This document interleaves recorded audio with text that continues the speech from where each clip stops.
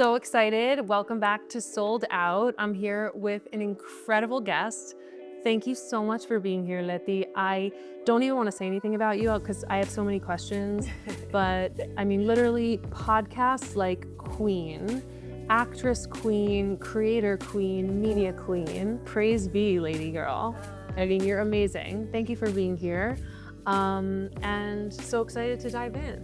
Thank you so much for the invite. I've been hearing about Fuega for a long time and I adore you, and I'm just so happy to share today whatever I can and to make some amazing sneakers, customized. Me too. We're gonna do it together. So tell me first, before we dive in, which sneakers did you choose today and why? I went for a classic samba. I feel like this is a perfect color to play around with because I didn't know what the mood today was gonna be like.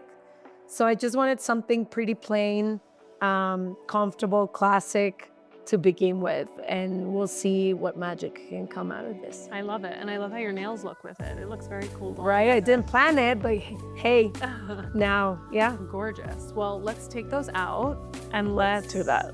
Steal the box. Thank you, honey. All right. So in the meantime, we can get started. I'm gonna help you with this one, and we can also we're gonna do one each. I love it. Exactly. And we can also start delacing, so we can unlace. Okay. So I want you to just kind of like introduce yourself. Who are you? What do you do? I feel like there's so many things when I was diving into the world of Lety, like tell me like how you introduce yourself. I think sometimes the hardest question ever for me to respond is who am I? Because who are we? You know, it depends what day you ask that question and how we want to define ourselves. I think I am a girl that was born in Guadalajara with the big dreams. I think that's something that describes me. I've always been like a big dreamer. I decided to move to Mexico City when I was like 21, graduated, and just decided to take a shot in the TV hosting world at that moment because it was the only thing I knew back then. There was no social media world yet. I didn't know any like YouTube creators or anything that I do today. There was no podcast industry. Acting wasn't in the cards for me yet. So it was like, I think that's how it all began. And then, you know, 15 years in, I've tried it all and I've been in different projects. And like you said, yeah, I'm in the podcast world, but I host red carpets and now I'm acting and I'm also creating content. And I started a production company and it just grew to many different things.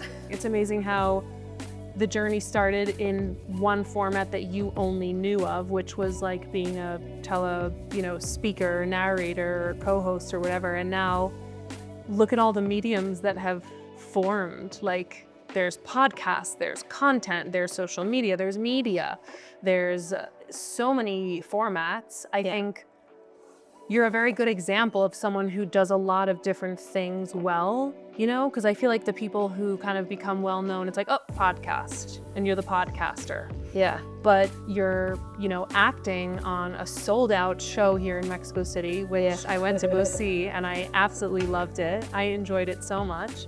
And you have been at the Oscars, the Grammys, so many more. It's very fascinating because you are interviewing people, but you're also becoming your own person, right? Like you're developing your acting career, but then you're also talking a lot about other people's careers and other people's stories. And it sounds like it's a very nice bounce back. Yeah. Very, very cool. Yeah, I think we're not one thing only. Never. You know, I don't like, that's why even responding the first question, like I don't like limiting myself to a word, to a concept, to a profession, because then you end up believing that and limiting yourself to try other things and other opportunities. And I've never been that kind of person. Like I love trying new things and exploring and thinking what I was 10 years ago doesn't need to be who I am today, and I hope in 10 years I'm someone different. So I think that's what I've allowed myself to do professionally. Yeah. To step outside of the comfort zone, to try new things. I've discovered that telling stories can look in 1,000 different ways and formats, and I just love discovering new things. Like right now you were talking about the acting and the theater and the live audience. that is something that I didn't plan. I didn't look for it. It came. And now that it's here, I am so thankful because I wouldn't want a life without that, you know? And that's how I see everything. Like, why wouldn't we just try everything and explore and become whatever we are meant to become? Like, yeah.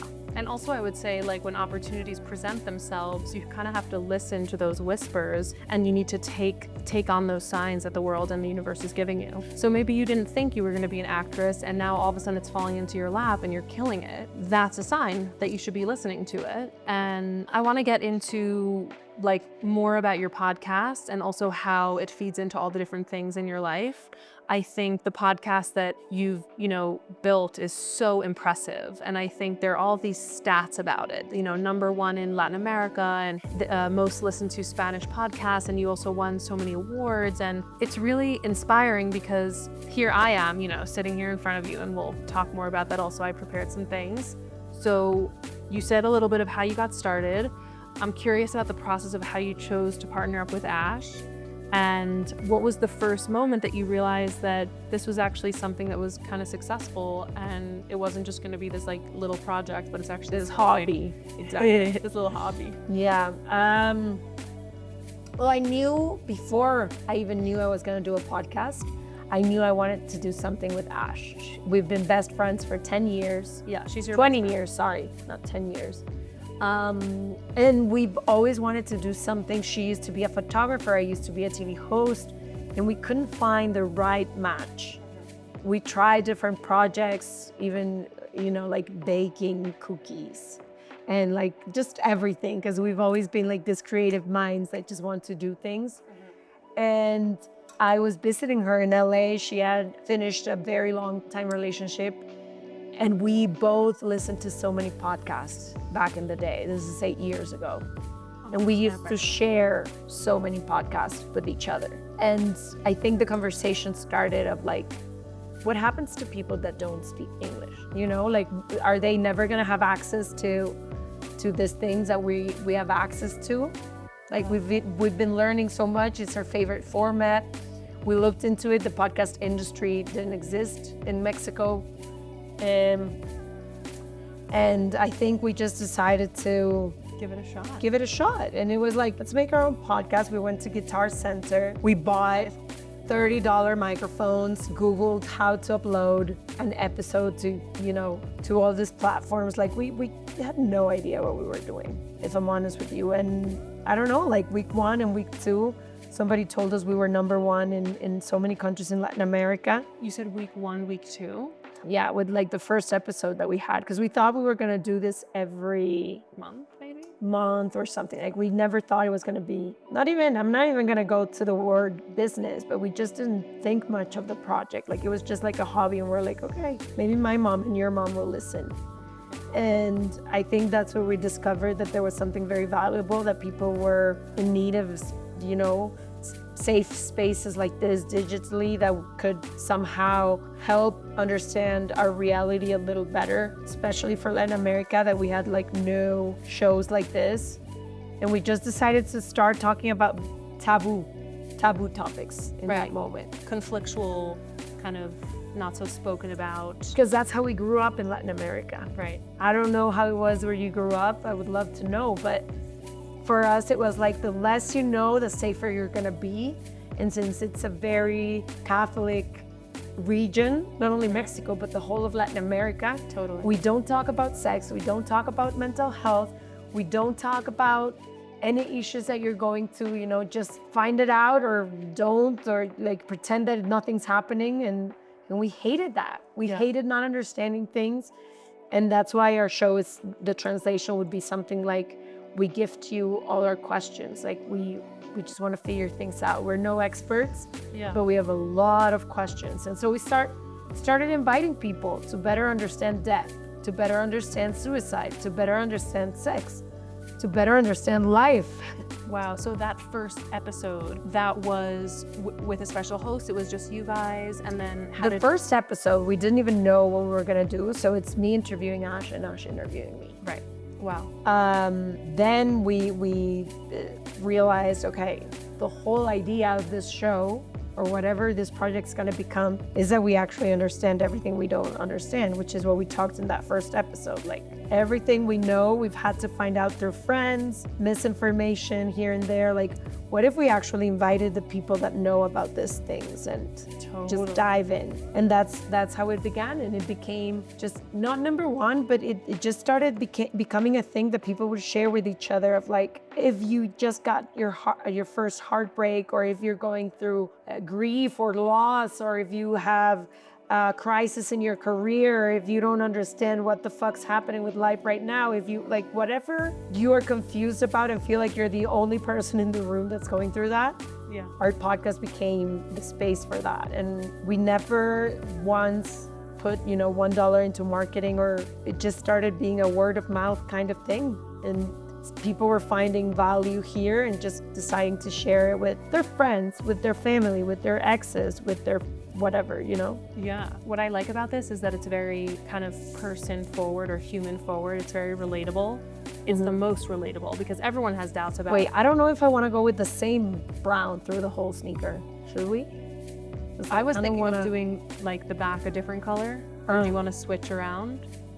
We can also make it a lighter brown. Yeah, that's what I thought. So that it's not the same brown throughout. Let's the do whole it. thing, no? Let's do variations. Okay, love that. It sounds like it's a very human first approach. Like it's not like you're trying to like make this idealistic thing, but it's like we're all human here. We all have these doubts, and I think it's important to address it because everyone feels the same way. And you know what I also think connected with a lot of people? The fact that we were very, very, very straight about, like from the beginning, saying we are no experts. We do not have the truth.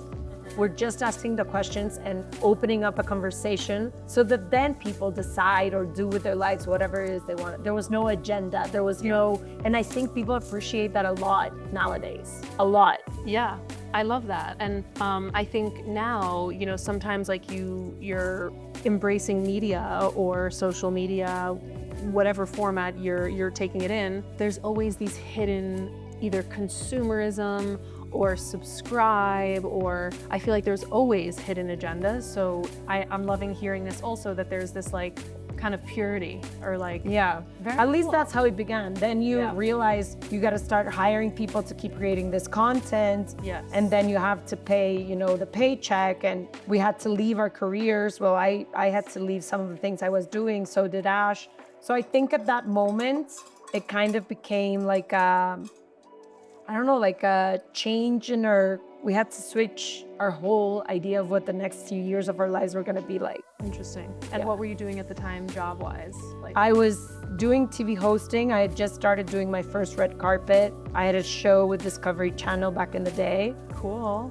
Yeah, it was pretty fun. Very cool. So you had to basically say goodbye. So I actually, in the TV world, I got very lucky because it was the first time ever I was able to pick and choose and be like, guys, I love this, but now I have this other huge project that requires a lot of me. Yeah. And so, yeah, I think like I got to start choosing what kind of projects I wanted to take and which I just couldn't take because I was focusing on growing this huge project that we'd just begun, you know? So cool. So that does lead me to my next question. So I'm curious, like, what are some not so known challenges that you're dealing with right now? Because like we were saying, you have all of these different projects. You have your podcast, you have Do Less Media, you're acting, you have a social life, you have a relationship. I'm curious, what are some things that like people might not necessarily think of in terms of juggling all of those things? I think I'm starting to realize that when you choose everything, you choose nothing. Yeah. Like last year, I had the biggest burnout. My body for the first time got very sick because of my attempt to be everything and do everything. And I realized, you know, like it's not worth it if I'm not even enjoying it anymore. Yeah, of course. So I think that opened up a whole new conversation that's been in my mind now of like how to prioritize and how to, I hate the word balance because I feel it doesn't exist, but how to put boundaries in your personal life, in your professional life, so that you actually get to be present wherever you're at. Because if not, you're just trying to do it all and you're doing nothing at the same time and you're burning yourself out. 100%. So for me, it's a lot of like realizing we're human, we have certain hours a day. We also need to rest. We also need to be partners and be friends and be a lot of things. And like how I could do that. And I'm still trying to figure it out. Like, because I love saying yes to things. That's also something I've discovered recently. Yeah, you're like, a yes girl. For me, my like automatic is saying yes and then figuring it out. No, yeah. And I have to learn how to say no. Yeah. Because if not, I am my worst enemy. Yes. Like my own worst enemy that would take me to a second burnout is me. If I don't understand, not everything is possible at the same time. 100%. We could eventually also do that project that I'm dreaming of. Right. But right now my time is limited and I have this red carpet coming soon and I have to study and watch so many TV series and I have a tour coming up in the US and every weekend I'm on the theater and right now there's nothing else I can take. So vacations, plans, weddings, no. Thank you so much. I would love that. Let's plan it for next year. This year, I cannot do it anymore. And in another era of my life, I think I would have said yes. I see. I think I would have said yes. It makes me, again, just say thank you so much for being here. It makes me very, very thankful. So it sounds also, like you were saying before, you're not afraid of conflict. You're not afraid of the taboo. You speak about things head on. You're not afraid of it. And I really respect that when I was looking at a lot of different episodes and conversations that you've had. So I'm curious, not being afraid of conflict, has that ever gotten you in trouble? And if so, maybe tell us a little bit about it. And then I would also say the opposite, a time that it's saved you. I love that question because it's funny how people perceive us in a certain way, but we perceive ourselves in a different way. Totally. I think I am extremely brave and not afraid of conflict, and I love opening up uncomfortable conversations and saying the things that need to be said, right, and defending if I need to defend something or someone. Like, I am that person for sure. Mm-hmm. Like in my personal life, I hate conflict. I'm a Libra. I don't like difficult conversations. So when it comes to like the outside, yes. But when it comes to my personal life, I'm so avoidant of conflict, of like all the things that I do on the outside. When it comes to my closest relationships, I always try to be the conciliator or to pretend nothing's happening. So it's funny. It's funny how. So you avoid conflict. I do. In personal life. I do. I'm working on it. That's one of the things I'm working on personally right now, because I've learned that you can't have real relationships unless you're willing to go through uncomfortable conversations and through conflict. Yeah. And trust that those relationships are going to be able to hold those uncomfortable moments. Yeah, it's very important. It's very important because then things kind of start to boil and they start to come to the surface, and then you're resentful or the other person is resentful. Or you're not even being real. If you can't communicate who you are, what you feel, but I'm always afraid of like hurting someone or being too much, or I always think like if I give it 2 or 3 days, this is gonna go away. Yeah. But the thing I've realized is that the conversations that you don't have play out in different ways. They might not be spoken, but that doesn't mean that because you're not verbally speaking them, that doesn't mean they're not happening or playing in that dynamic. Interesting. So I have another question here, which actually might lead us there, which is, so Ash is your best friend for 20 years and you've been working with her on your podcast, and I'm assuming many other amazing projects. Yeah. What are some things that are challenging with working with your best friend? I think our biggest challenge has been, this is gonna sound weird, but how much we like hanging out with each other that it became a problem, because at some point we were the only person for each other. So we were working together 24/7. We were leaving 5 minutes apart. We were being best friends, traveling together, having the same group of friends. And it became so much that I don't think any relationship could hold all of that. So we literally had to go to therapy, because in work we have our differences, but we're always aligned. Like in that sense, I don't think we used to step on each other's toes maybe the first 3 months until we decided you're gonna do this, I'm gonna focus on that, I'm gonna trust you, and you make the best decision for the company. Perfect. But then I think our biggest challenge after that was, we can't, just because we're the best of friends and love each other, think that this relationship can be and hold and whatever, everything. Like, we have to take our spaces, we have to take our time, we have to take care of each other, and we have to also have other relationships, to hold us in different ways. 100%. And so we had to start making a big effort to, reconnect with other friends, make them also a priority, keep work conversations only at work, friends conversations only in our friendship, and that type of Putting boundaries, but putting boundaries. in a way, that's almost like a beautiful problem to have, Yeah. It sounds like your connection is so deep. And it's beautiful that we've had it together. I don't think Yeah. I would like learning these lessons with anybody else, Yeah, you couldn't date someone who doesn't get along with Ash or vice versa, right? Never. We've Hell talked no. about this. I don't think it would ever work, and it hasn't happened yet. Thank I think God. we both love each other so much that even if we don't think that's the best person for, for her, for me, whatever, we know how important it is that we get along with that partner. So Totally. And so tell me more about that breakdown. What are things that you focus on more, and then what are things that she focuses on more relating to I project? started doing a lot of the creative side. It was easy for me to understand what our social media needed to look like, how to communicate that. I'm very good with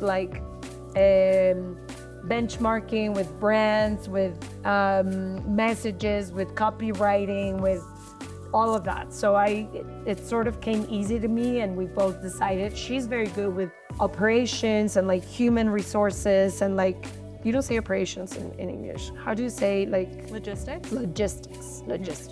But you say operations as well. Ah, see? Yeah. Okay. So we just decided we had different talents. Ash is also very creative, and she's been in the past few months, very open about how she wants to get more involved in the creative aspect as well. But she's so good at dealing with people and processes, and this is the ideal team to do this and that, and we're gonna do it in this way. And then she does this amazing sheets and processes, and I couldn't do that ever. Yeah, it's so good not to have a mine. best friend who does that. Yeah. What a blessing. What a blessing. Very cool. And then we have another partner that she's never on camera, but she does, her name is Pau, and she does all the business side of it. Okay. She used to be our manager at the beginning, and then we realized how much she was bringing to the table. And we would just, it was a trio. It was not a couple anymore from the beginning. And it was just okay, we have to still keep on doing this, the three of us. And she became our partner since then. Very cool. Yeah. And so I guess you're now living in Mexico City. Where do the other two live? The three of us used to live in LA. That's one of the reasons why I moved as well. Yeah. Because at the first few years when we needed to grow this, we all needed to be at the same place. Of course. And then pandemic hit, and me and Ash needed to record at the same place. And Ash had been living in the US for a lot of years. She was very clear on how she was not gonna move. And the TV situation, my red carpets were most of them in LA. I was like, you know what? Maybe I can move. Okay. And so how has it been managing the podcast from afar? I think we've been pretty good because now we have a team. At the beginning when it was a small team and me and Ash needed to do everything and be together, now we kind of plan things, So we know when we're gonna record, what we need to plan ahead of time. Now, I think it's become more of that. And walk me through your team. So how many people work for the podcast? So it's weird because it's changed a lot throughout the years. We started just the three of us, then we started hiring people, and at the beginning it was maybe 6, then it became 10, then 15. Then at some point we decided to start a second podcast and start a production company that would produce other podcasts, not just our own. In that moment, we grew the company a lot to I would say 30 people, if not more. Then every company, I guess, 2 or 3 years later, we decided we were eating ourselves up with the paycheck, and there was just a lot of people. So we started reducing to 20 people at the beginning of this year.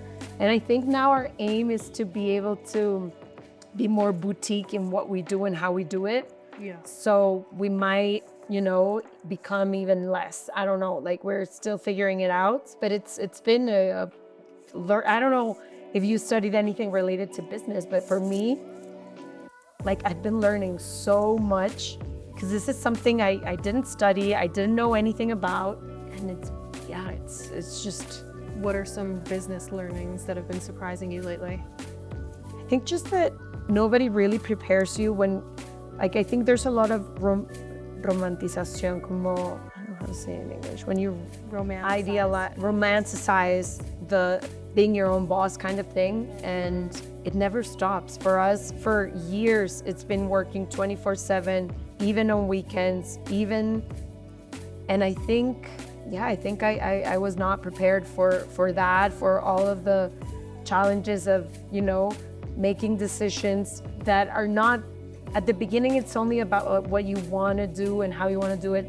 And then it starts growing and you have to start being more strategic, and you have to start learning what's best, not only what your hunch tells you, but also like what your business advisors tell you and where you want to see the business going. And it starts becoming a lot more about numbers, I feel. Than about just the soul of what you wanted to do at the beginning. Yeah.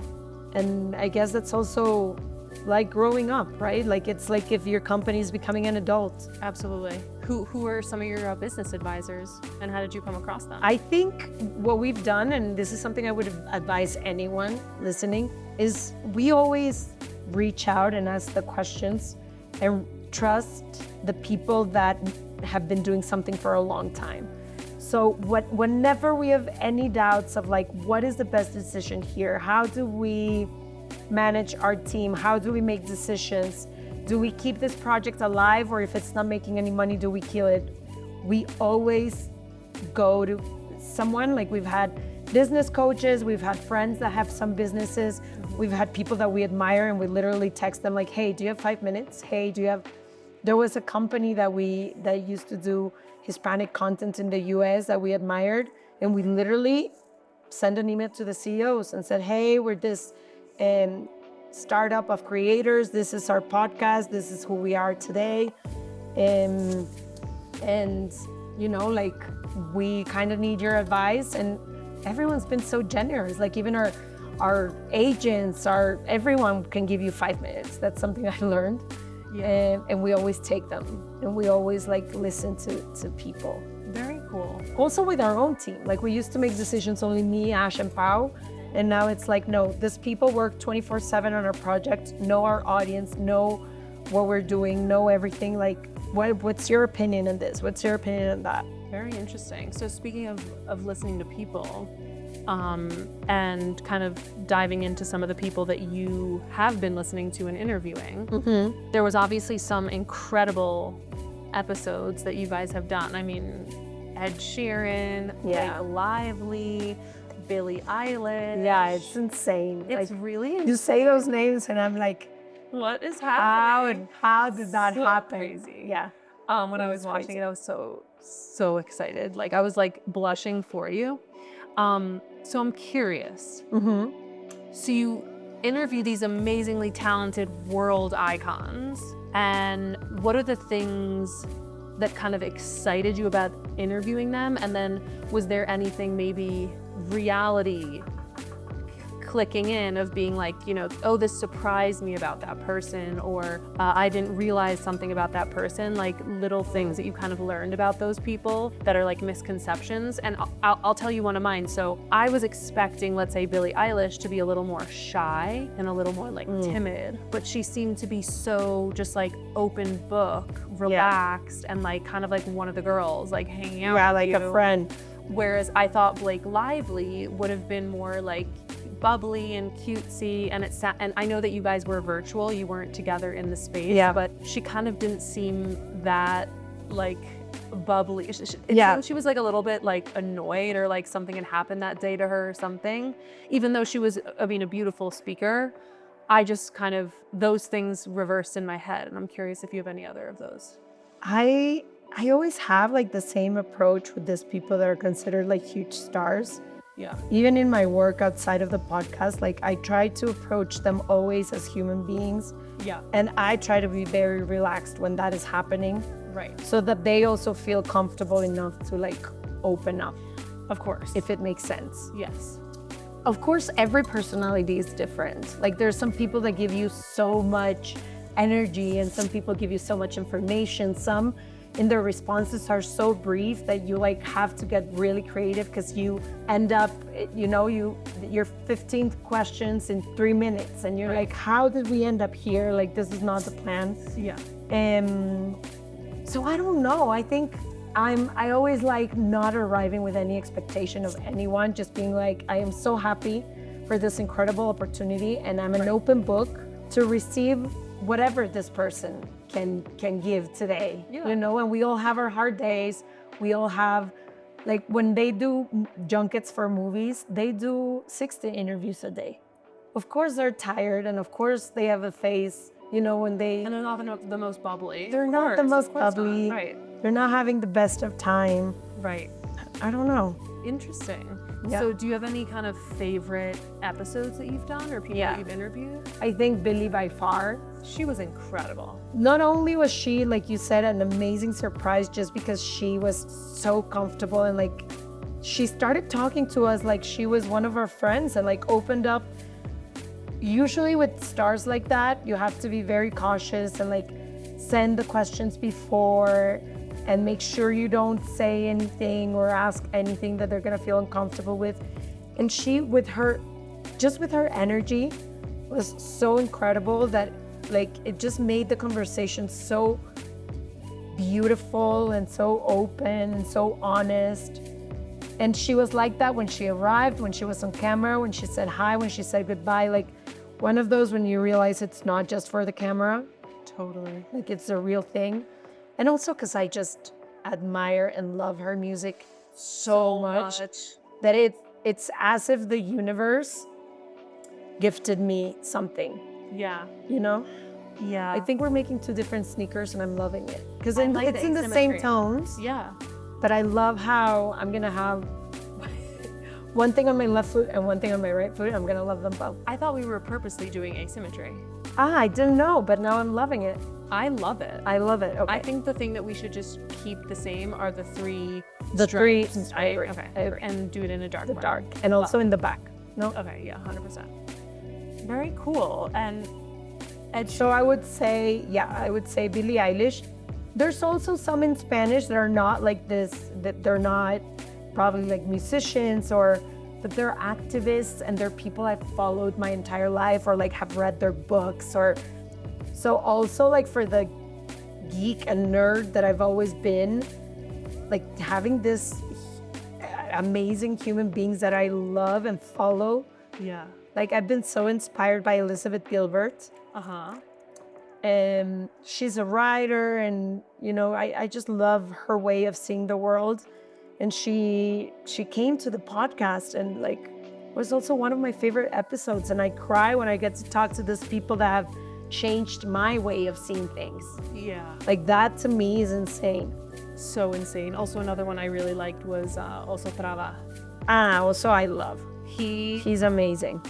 Yeah. He should come to do his sneakers. I would love to have him. So do you have any kind of like top 5 people you're hoping to interview? Let's manifest it. I'm trying to think. I've always wanted to interview Rihanna, and I've been obsessed with Hit him with the good stuff. Damn my it, girl. entire life. Let me think who else. Well, Brené Brown is one of like the big people that changed also my life. And I would love to have her on the podcast as well. I don't know her. Who is she? She's written some incredible books that I'm going to share with you. But she talks a lot and she introduced a lot the human research behind vulnerability. She has this very famous TED Talk on like how being vulnerable is actually a strength and not a weakness. And she talks a lot about perfectionism. I don't know, she also has a podcast. I'm going to share it with you. Yeah, please. She's one of those women that have also like made me see humanity in a different way, and myself too. She has this amazing book called, I thought it was Everyone But Me or something like that. So that's funny. I have here, what podcast do you listen to? If you have any time for that. I do. I still listen a lot to podcasts. I listen to Brené Brown's podcast. I listen to Glennon Doyle's podcast, which is called We Can Do Hard Things. I listen to the Huberman podcast. It's like this doctor just explaining brain things that I adore. Who else? That's a lot. That's a lot. I don't do it like religiously, but it's when I have the time and I'm outside and, you know, I try to, and that also inspires me a lot. Yeah. I feel like that also gives me ideas for your own podcast. For my own course. podcast. Yeah. And knowledge. Like knowledge always helps for a podcast to just understand something better or see things in a different perspective and then take the conversation from there. That to me is like so interesting. Absolutely. And I guess maybe this ties into the next question of like role models. Curious. Yeah, I think it's I've already mentioned most of mine, but it's Brené Brown, it's Lidia Cacho, she's a Mexican activist that I've followed for a long time, and Glennon Doyle, Elizabeth Gilbert. I don't know, all of these women that I just think live such like brave lives and just, you know, live outside the box and invite us to do the same, and yeah, are just very raw and very honest and very authentic, and that just inspires me a lot. That's very cool. Yeah. And so I guess I have a curiosity in the back of my head, and obviously we can discuss it also off camera, but I'm curious to hear more about Bless Media. I'm curious how it is managing other people's projects, podcasts, creations, productions, and you know, I had this idea just because I was learning obviously so much about you before today. And, you know, I'm creating Miss Podcasts and, you know, I have some things kind of filmed and I plan on filming more. And I think that this podcast could be amazing if you were to, like, I would love to learn from you. And I feel like there's so many podcasts that probably want you in their corner. Yeah. I'm curious if you do anything like that, like mentorship, or, you know, do you take on projects that you're passionate about, or how is it in terms of just Bless Media? Like, are you choosing what podcasts you're taking on or what productions you're taking on? And just like, how does that work? Yeah, I think in the beginning it was like this attempt of like doing only originals that we created. Like whatever we decided to embark on a journey of like, oh, we have this idea and we want to do, and that's how we did the first 4. Then it came to a point where we're like, there's so many amazing creators out there already doing their thing. They just need like a platform and like support, and like you said, like not only the mentorship, but like the, you know, be with me and tell me what to do every day. And so it's been an open conversation that because it, you know, it requires so many resources and people from our team to do, because we don't like only saying yes to something if we can't fully commit to the beginning, middle, and end of it, and like, of course, assure that we are doing something that we feel very proud of and that has our signature. And that's not always easy when it comes to creators, because you never know, since their personal life sometimes crosses their content creation. 100%. It's sometimes hard to make those decisions, no? Yeah.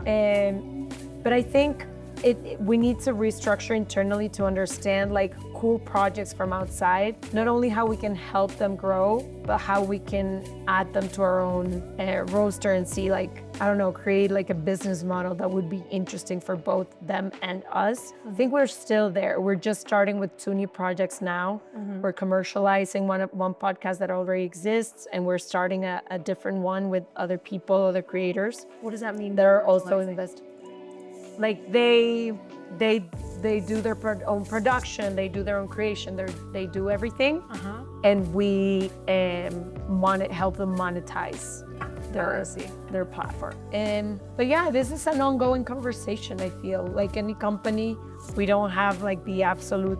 Wow, I didn't like the pink at all. The pink? I think I'm gonna cover it with some brownish. Should I be covering this one then? Do you like it? I like it because we're gonna put some maroon here, so we'll tie in maroon. Okay. Let's see how it looks at the end. If not, we change it. Exact. So these projects that you took on, how did you kind of decide on those projects? The one that we're commercializing, because it already has numbers that can that we can take to different brands that we already work with, and so that's easy to do. Because they don't have a sales team, so we're using our sales team to sell their products or their projects in a way. The other one, it was an idea that we had, but these are two content creators that already exist, so we decided to do a co-production. So we're both financing, we're both taking a risk, we're both creating it, and it's been pretty interesting.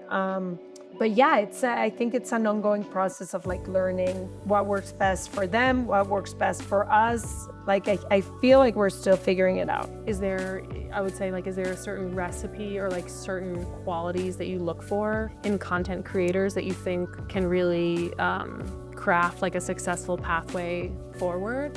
I think unfortunately not, and if there was, people would just be replicating it. Like, there's so many tiny things that add up to a good project. It's about the DNA, it's about how true they are to their project, if they're finding an audience, if the audience feels captivated and they go back to it.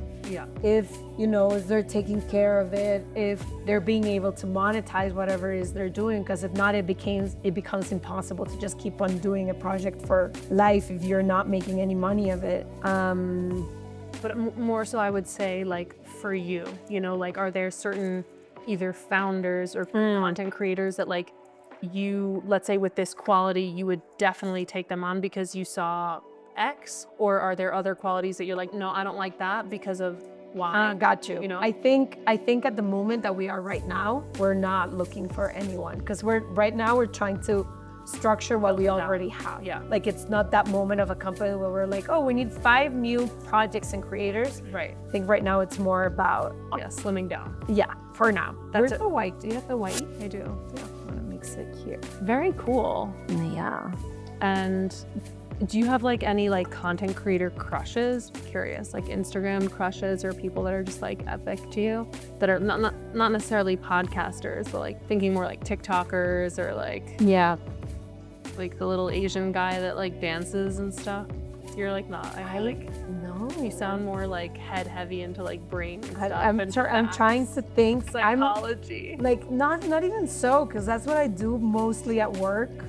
So I feel like on my own social media feed, what I have a lot is like recipes, like food. I love and that. like restaurant recommendations of like where to go, where to eat.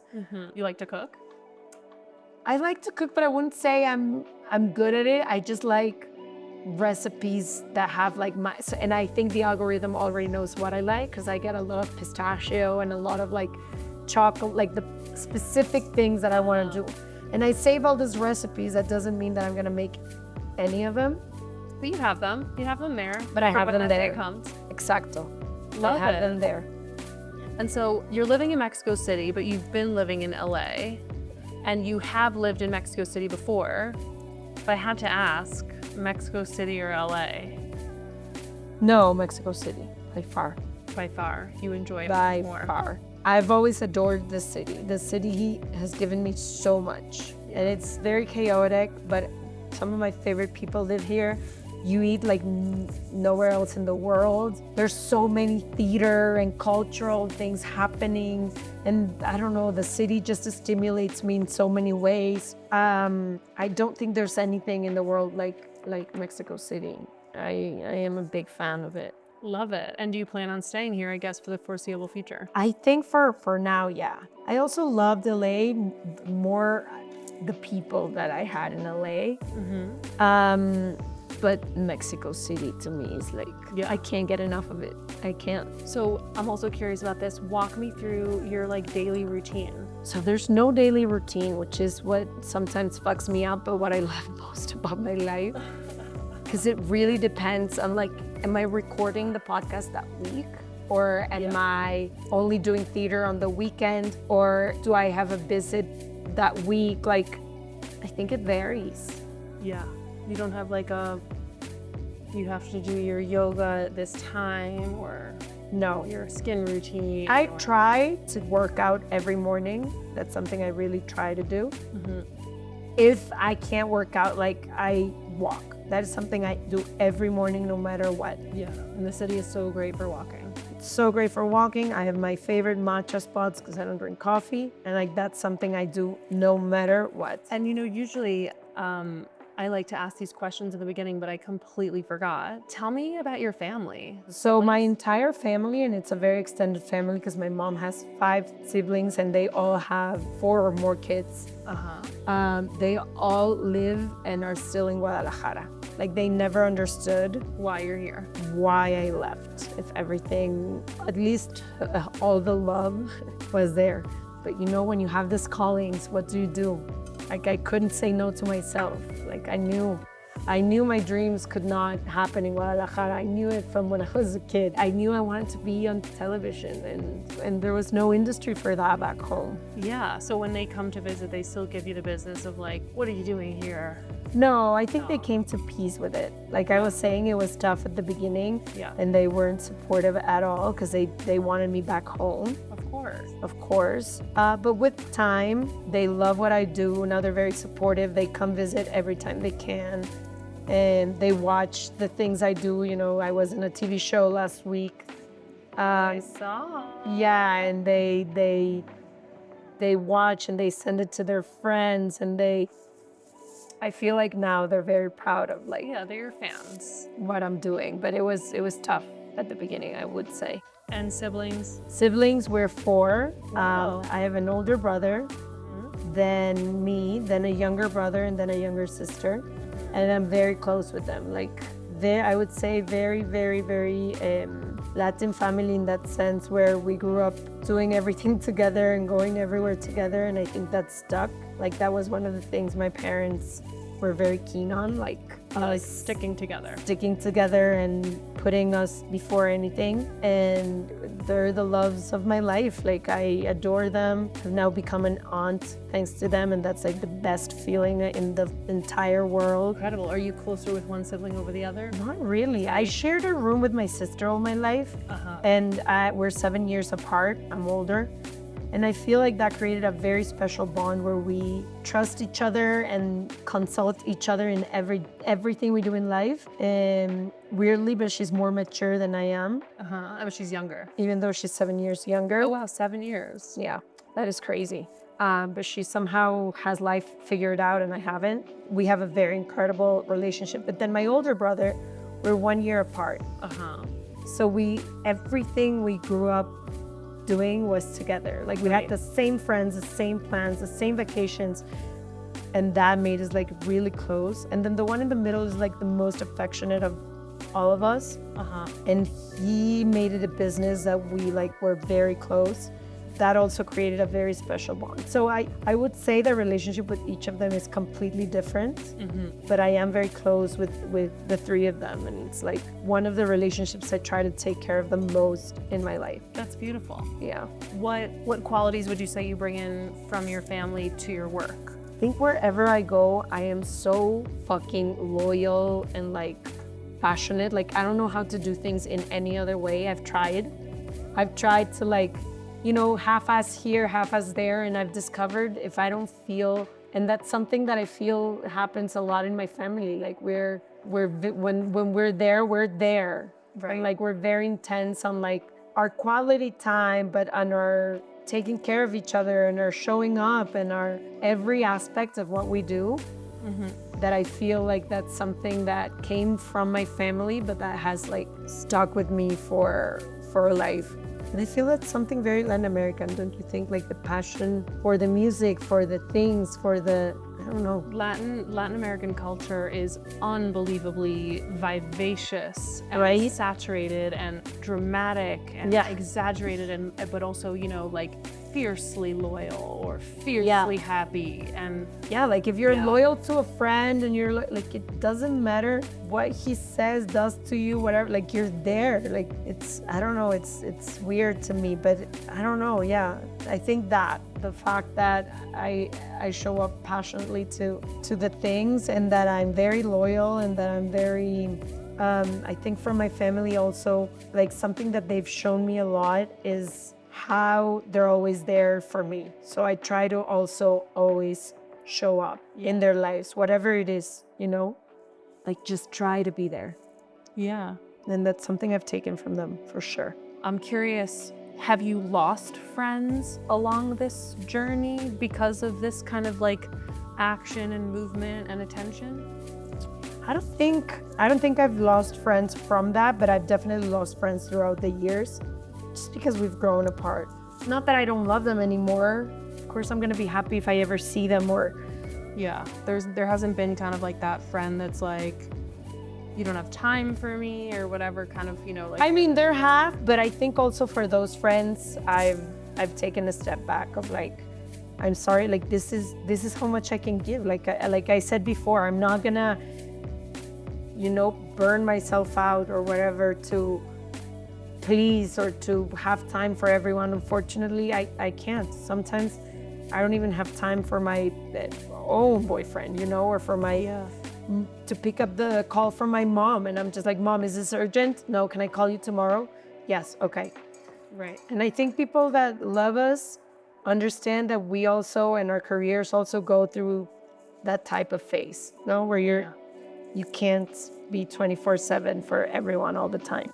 Yeah, and the people that really love you stick by you, and they need, in a way, I feel sometimes the relationships that work the best are the ones that need the most, or the ones that need the least. Yeah. Right? Yeah. So do you think, are we gonna paint this and this or no? No. I would love to just do this part maroon. Ah, that would be That's it. nice. You think the whole thing or just like the contour of the...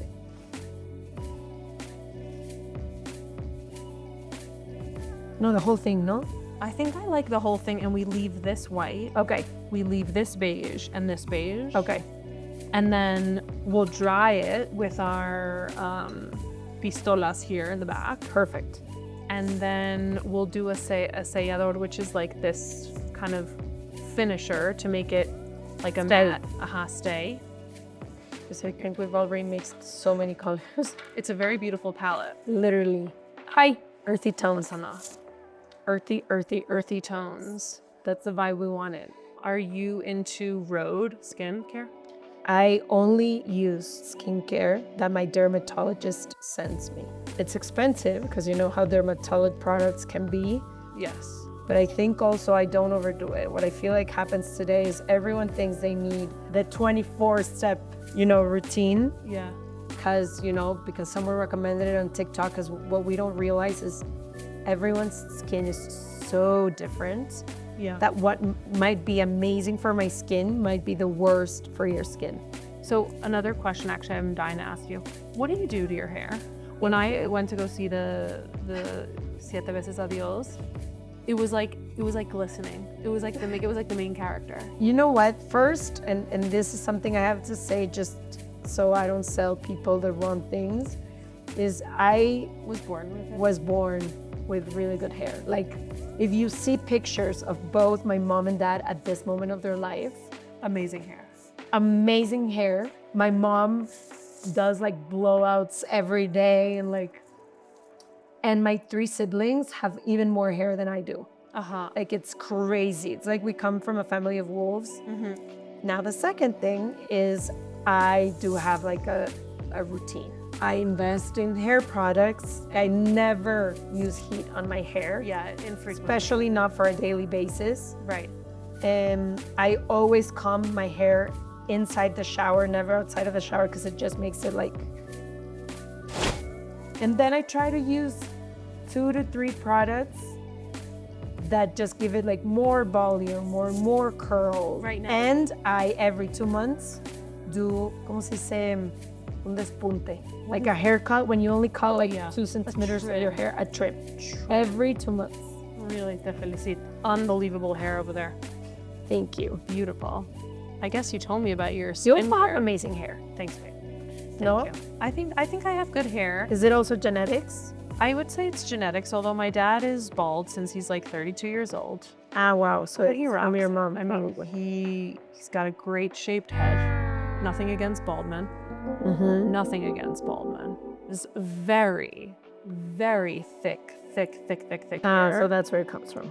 Yeah, like it almost feels like her hair is like protruding from her forehead. Her forehead is like kind of small.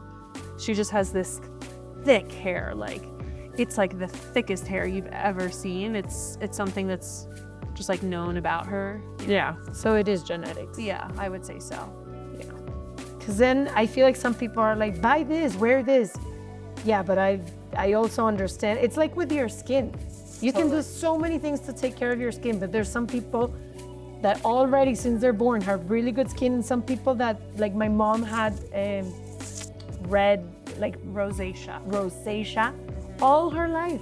And Yeah. no matter, so if she wears the skincare from, you know, the convenience store, her skin Breaks has out.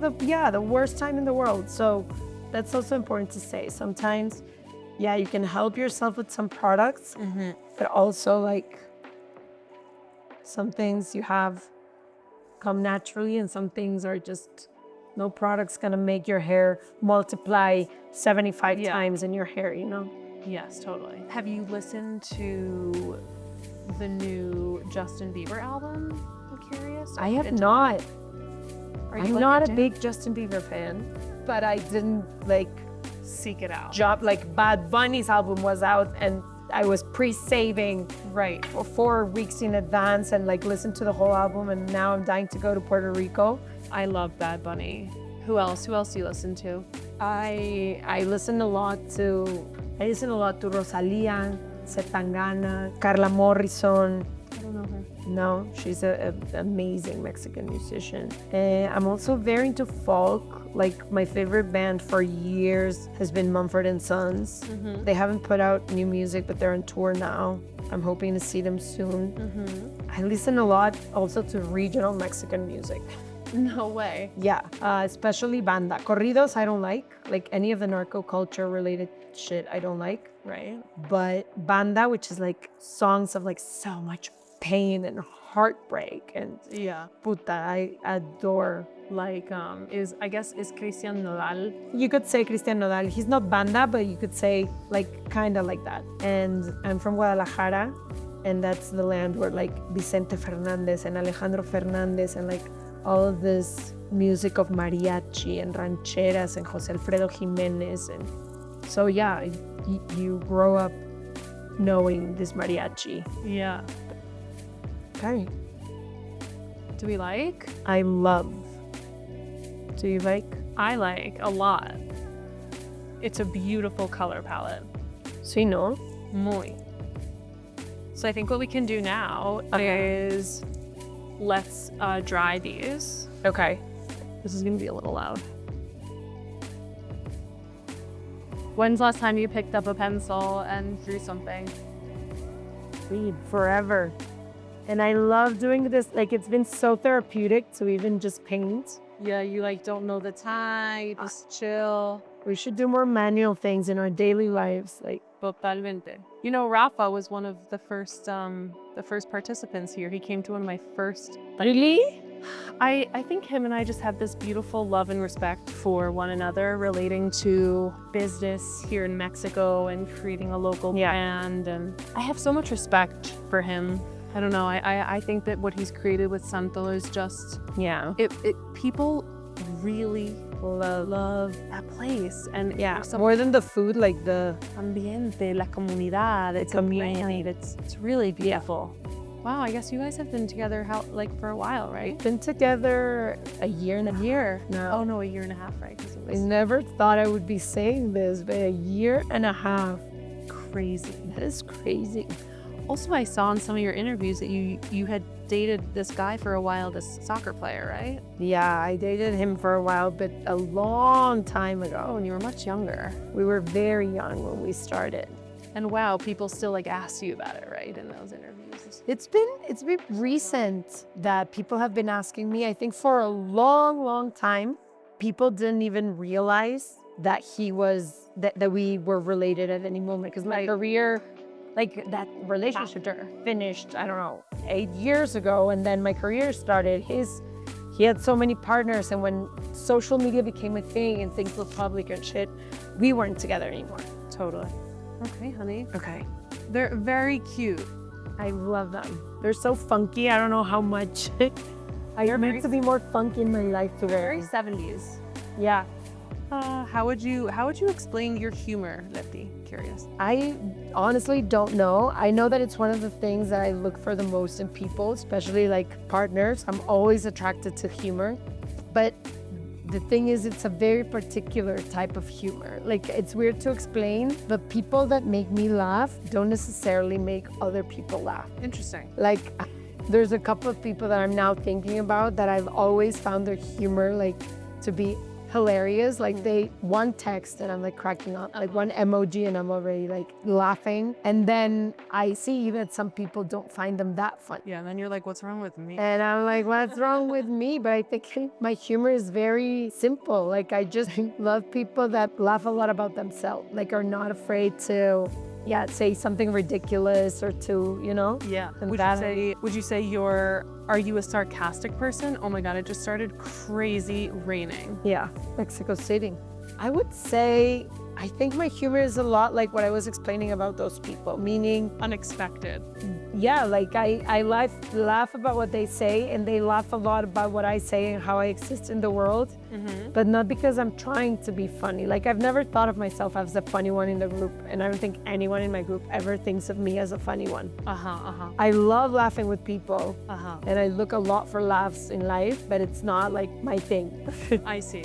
You're not Like, like it the makes humor sense. gal. Like, I'm not one to, you know, just come up with a joke out of nowhere or a comment. I would laugh about something you say, but not like think about it probably. Yeah. I am like so about humor. Sometimes it hurts. You know, I'm like, Yeah? So I just love people who have jokes on demand, quick jokes, speed Me too. jokes. Me like, too. And my best friends are very funny. Yeah. You're I lucky. always look for funny people, you know? Yeah, 100%. Maybe because I don't have the comedic thing inside of me. And Yeah. maybe that's why I'm like, okay, Yeah. if you can make jokes, I'm gonna be next to you. Okay, so this is very classy. It is. Super beautiful. It is. Very nice. I am very proud of you. I'm very proud of us. Yeah, because I'm not a brown girl. So one So thing. I have a question for your shop. Yeah, tell me. Like, whoever comes and does their sneakers, if in, you know, a year or so they don't like them, can they do things on top of what they already did? Like, is that a possibility, or you suggest they start over again? If you are just so drastically different from that original pair that you customized, we'd probably suggest like A new get pair. a new pair. Or we also have tickets that you bring your own sneaker, and they can be old or new. So it's a more sustainable route. So it's like That route I like. giving it a new vida, a new life, A new life. and giving it a little love. And we also have a lot of workshops coming up that are about, you know, using scraps and vintage charms and sustainability and, you know, reusing materials. So yeah, that's a great question. Oh, wow. Yeah, because I can imagine if someone does something very funky and then after a year they're like, no, enough of this, but then they could change it to different colors or different charms or... Absolutely. I mean, I think in a year, you'll probably want to make something new. Like, that's usually what we're seeing. But we're always welcoming repeat customers. You know, if you want to come maybe do a blazer, you want to come and do a high top, you want to do a boot, you want to do a cowboy boot, you want to do, I mean, whatever. People come in here with Gucci bags, with jean jackets, with art toys. Jean jackets, that would be amazing too. We have a very cool workshop that you might like, which is upcycling. And it's like bring in a blazer or a jean jacket. And we have a professional who's like an upcycling artist.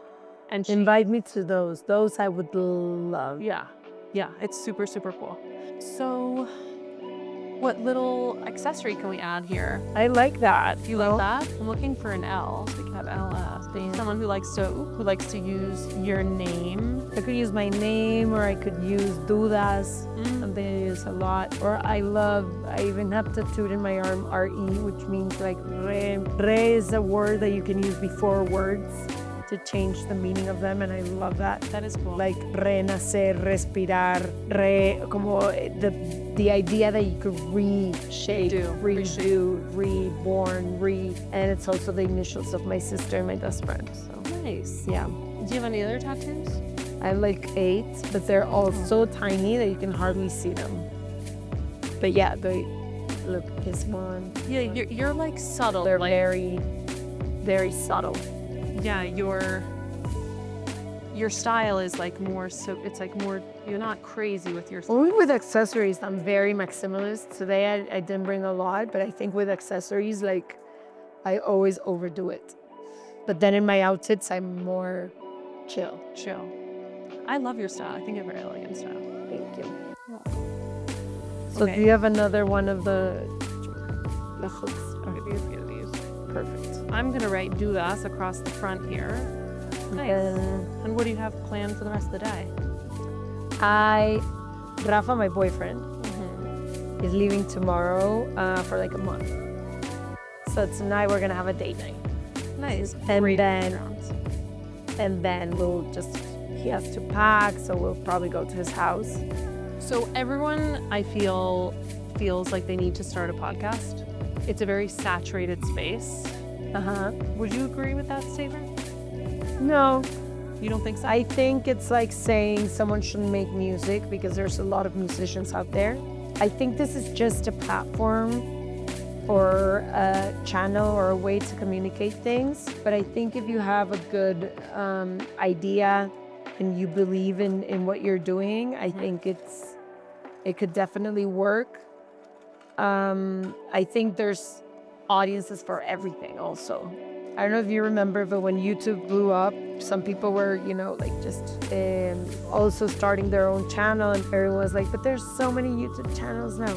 Yeah, but there's still some people starting their own channel this week and can still be successful. And advice for people starting their podcasts, like I think be consistent. Like that's one of the first ones, because after a few episodes, one might say like, no, I'm not having as many listeners as I thought, and we all start somewhere and start small. So I think that's one. The other one that I think it's important, it's that you find something that makes you stick out. Like it can be your personality, what you're talking about, the format in which you're doing it. There has to be something that makes you different from everyone else, and that is the reason why somebody is gonna give you their time and keep showing up to your project. And I think it's very important that it's authentic to you and to what you do, because if not, after a while, you're gonna hate the project, you're gonna hate you in the project, so for me, it's been very important to be like, okay, this is a project that speaks to the moment that I'm in my life right now, and I'm gonna show up as I am, and that is the only way I think we can really connect with people, through our genuine self. Yeah, genuinity, authenticity, consistency. Yeah. Starting small, understanding that if you compare yourself to, I always tell whenever someone's like, it's okay, I want to be like Se Regalan Dudas, and I'm like, yeah, but we had to start somewhere. Yeah. Like we also didn't have anything. Okay, now I can't close this one. Nice. Oh my God. I'm so excited. It's so cute. It's been so fun. It's so and therapeutic at the same time. Like making something with your bare hands is very fun. It's very calming. Yeah. I love this. Very cute, babe. This is so cute. I love that. I was not expecting something like this. Neither when we were beginning. Like, I don't know which is our camera, pero wow. Estoy muy emocionada, and it goes a lot with the tones and style that I have in this moment of my life. Very earthy right now. 100%. Well, honey, thank you so much for coming. I love you. I love your project. I love our conversation. I love my sneakers. Me too. What a good time. What a good time. Thank you so much. Yay! Peace, peace.